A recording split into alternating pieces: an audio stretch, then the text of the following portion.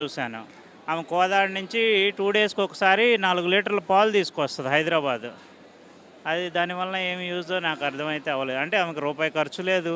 ఇంట్లో ఖాళీగా కూర్చుంటది. పాలు తీసుకొస్తది. ఇట్లాంటివి చూసినప్పుడు ఏమనిపిస్తదంటే, ఇదే గవర్నమెంట్ అని అనిపిస్తది. బట్ రియల్‌గా యూజ్ అయ్యే వాళ్ళకైతే యూజ్ అవుతది కొంచెం.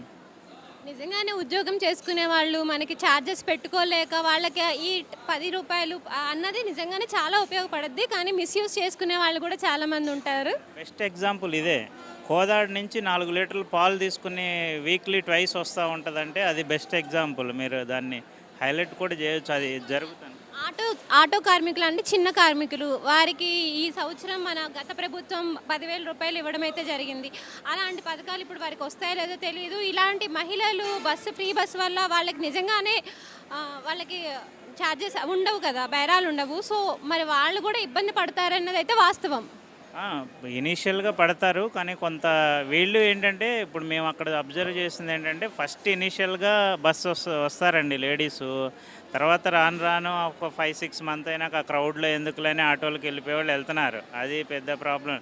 ఇక రియల్‌గా అంటే పెట్టుకోలేని వాళ్ళు తప్పితే, ఇప్పుడు నేను ఆటోకి వెళ్ళగలను.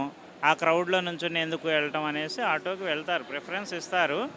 ఇప్పుడు చూడండి 6 మంత్స్ అయిన తర్వాత ఆటోల వాళ్ళు ఏం ప్రాబ్లమ్ చేయట్లేదు హైదరాబాద్‌లో. వాళ్ళ బిజినెస్ బాగానే ఉంది. బిజినెస్ బాగోకపోతే వాళ్ళేమి ఊరుకోరు. యూనియన్స్ ఫార్మ్ చేసేసి గవర్నమెంట్ మీద ప్రెషర్ తీసుకొచ్చేవాళ్ళు. ఎందుకంటే వాళ్ళకి బిజినెస్ నార్మల్‌గానే ఉంది కాబట్టి వాళ్ళు ఏం ప్రాబ్లమ్ చేయట్లేదు ప్రస్తుతానికి. కానీ ఇక్కడ లోకల్‌గా మరి ఎలా ఉంటదో, నాకు హైదరాబాద్ సిటీ కాబట్టి అక్కడ పాపులేషన్ ఎక్కువ కాబట్టి అలా ఉంది. ఇక్కడ ఆటో వాళ్ళకి ఎలా ఉండేదని చూడాలి. Okay sir. Thank you. Okay. Thank you.